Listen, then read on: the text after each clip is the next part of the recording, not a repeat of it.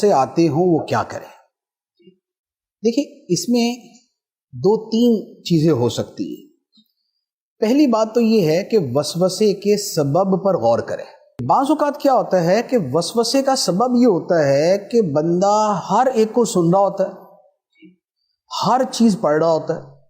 جیسے آج کا زمانہ ہے، آدمی سوشل میڈیا پہ سیدھوں کو بھی سن رہا ہے، الٹوں کو بھی سن رہا ہے، ان کو بھی سن رہا ہے جو دین کی طرف بلا رہے ہیں، انہیں بھی سن رہا ہے جو دین سے دور کر رہے ہیں، انہیں بھی سن رہا ہے جو کہہ رہے ہیں کہ بھئی 1400 سال سے جو دین سمجھا گیا وہ درست ہے، اور اب جو نئی تشریحات آ رہی ہیں یہ غلط ہیں، اور انہیں بھی سن رہا ہے جو یہ کہتے ہیں کہ 1400 سال سے غلط سمجھا گیا، جو میں کہہ رہا ہوں وہ صحیح ہے۔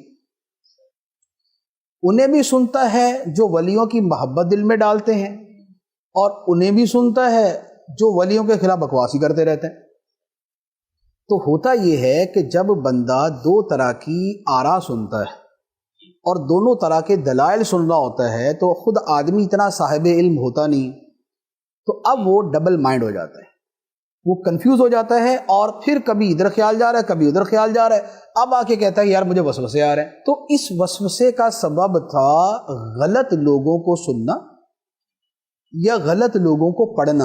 اخبار میں کالم لکھنے والے وہ اتنے غلط زیادہ ہیں، صحیح والے کم ہیں۔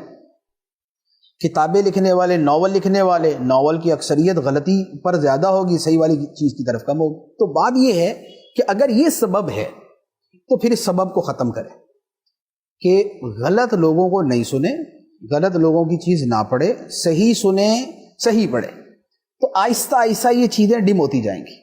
بعض اوقات آدمی جو ہے بری صحبت میں بیٹھتا ہے، کیونکہ ایک تو سوشل میڈیا ہے یا پڑھنا ہے، ایک یہ ہوتا ہے کہ دوستوں کی گیدرنگ ایسی ہے کہ جن کے لیے دین ایمان ایسی کوئی چیز ہی نہیں ہے، جو بھی جملہ بولنا چاہیں بول دیتے ہیں، تو جو ظلمت کا جملہ ہوتا ہے وہ دل میں بھی ظلمت پیدا کرتا ہے۔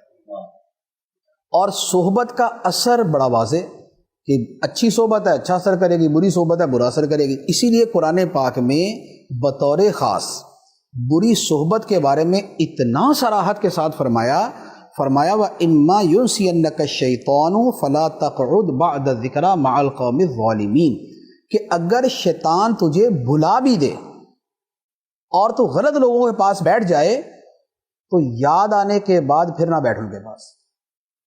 اس کا مطلب یہ ہوا کہ ان کے پاس بیٹھنا جو ہے یہ تباہ کرتا ہے۔ تو اب کیا ہے کہ اگر ہم غلط نہیں پڑھ رہے، غلط نہیں سن رہے، لیکن بیٹھتے ان لوگوں کے پاس ہیں کہ جو کبھی دین کا مذاق اڑا دیتے ہیں، کبھی مولوی کا مذاق اڑا دیتے ہیں، کبھی پیروں کا مذاق اڑا دیتے ہیں، کبھی کوئی موضوع لے کے بیٹھ جاتے ہیں، تو یہ سن سن کے بھی دماغ خراب ہونا شروع ہو جاتا ہے۔ تو یہ بھی ایک وجہ ہوتی ہے۔ تو لہذا جب اسباب کا پتہ چل جائے تو بندہ اسباب سے دور ہو جائے۔ اس کے بعد کیا ہوتا ہے کہ ذکر الہی کی کثرت یہ بہت سے وساوس کو دور کر دیتی، اسی طرح درود پاک کی کثرت بہت سے وساوس کو دور کر دیتی ہے۔ کثرت ذکر کا فائدہ یہ ہے، حدیث مبارک میں ہے کہ شیطان جو ہے بندے کے دل میں آ کے وسوسے ڈالنے لگتا ہے، جب اللہ کا ذکر ہوتا ہے تو بھاگ جاتا ہے وہ۔ اور یہ جو آیت مبارک ہے نا، من شر الوسواس الخناس، کہ میں پناہ مانگتا ہوں وسوسے ڈالنے والے کے شر سے جو خناس ہے۔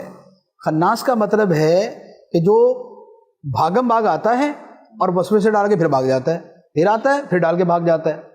تو بندہ جب ذکر الہی کرتا ہے تو یہ وسوسے ڈالنے والے شیطان جو ہے اس سے بھاگ جاتے ہیں۔ اور یہی معاملہ درود شریف کا ہے۔ درود شریف بڑا کثرت سے پڑھا جائے تو آہستہ آہستہ جو ہے نا شیطان بھاگنا شروع ہو جاتا ہے، اور دل پر ایمان، سکینہ، اطمینان یہ اترنا شروع ہو جاتا ہے، تو یہ وسوسوں سے جان چھوٹ جاتی ہے۔ باقی یہ ہے کہ اس کے ساتھ وسوسہ دور کرنے کے لیے اعوذ باللہ من الشیطان الرجیم، یا یہ ہے کہ اللہ ربی لا شریک لہ، یا جو ہے سورہ فلق، سورہ ناس، یا آیت الکرسی، تو یہ جو ہے وہ آیات اور وظائف پڑھے جائیں تو اس سے بھی وسوسہ بھاگ جاتا ہے۔ لا حول ولا قوت الا باللہ، اس کے پڑھنے سے بھی وسوسہ دور ہو جاتا ہے۔